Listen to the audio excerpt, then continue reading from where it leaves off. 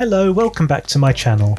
In this episode I'll be discussing Open Water, a 2003 horror film financed, written, produced, directed by, filmed by and edited by husband and wife team Chris Kentis and Laura Lau, and starring Blanchard Ryan as Susan Watkins and Daniel Travis as Daniel Kintner. Both those names, by the way, are references to victims in Jaws. Inspired by a true story, Kentis and Lau, both avid scuba divers, provided the $120,000 budget out of their own money and filmed the movie on digital video cameras during multiple vacations. It's arguably the first, and certainly the most successful, of the new wave of animal attack movies to hit the big time in cinemas. Against a budget of a mere $120,000, this movie made an astonishing $55.5 million in the box office. That's an extraordinary success by anyone's reckoning, especially if you consider that this film is a fairly ropey and amateurish affair with some pretty terrible pacing issues and a very disappointing ending. But the middle bit is really good. Unfortunately, you have to wade through an awful lot of dross to get there.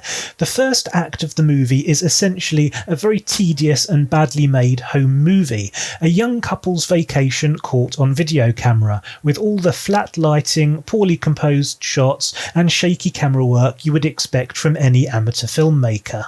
And there's a full 25 minutes of this rather obvious padding to get through before we even reach the ocean, although we do get to spend a little bit of time admiring Blanchard Ryan in the buff, including a frankly dangerous looking growler, which is British slang for an overgrown lady garden. Oh, never mind, let's get to the sharks already. The film should really have begun when the dive group boarded the boat.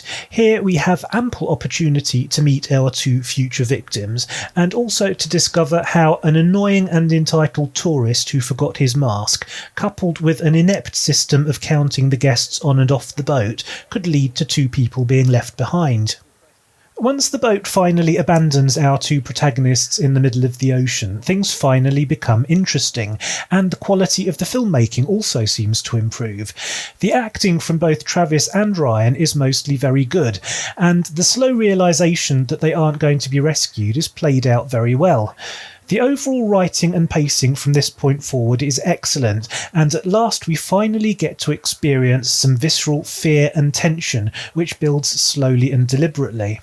The intent right from the beginning was to make a shark attack movie that felt 100% authentic, and to that end the actors were filmed in the open ocean surrounded by real live sharks. There are no Hollywood effects in this movie at all, and the result is a genuine sense of building fear and danger. And the attacks, when they do happen, are as brief and subtle as they often are in the real world, with the characters not even 100% certain if they've been bitten. And when they do realise they've been bitten, they don't respond in the Hollywood way with lots of screaming and splashing. They stay calm and try to stem the bleeding. And the wounds, by the way, are the most realistic shark bite wounds I've ever seen depicted in a movie. They've got all the stringy, fibrous bits floating around. It's lovely.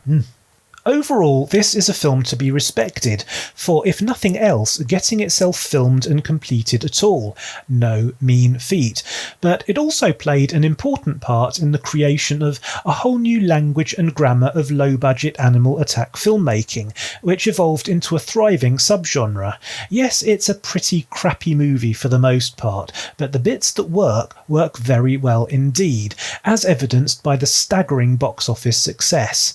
And although this is essentially an enthusiastic amateur home movie, we should always try to support such efforts, because in the increasingly superhero-saturated mainstream cinema, these little independent labours of love are a rare and precious gem. And on that note, I think I'll call it a day. Thank you very, very much for watching. I hope you enjoyed it. If you did, you know what to do. Please hit the subscribe button, hit the like button, and I will see you next time. See you later.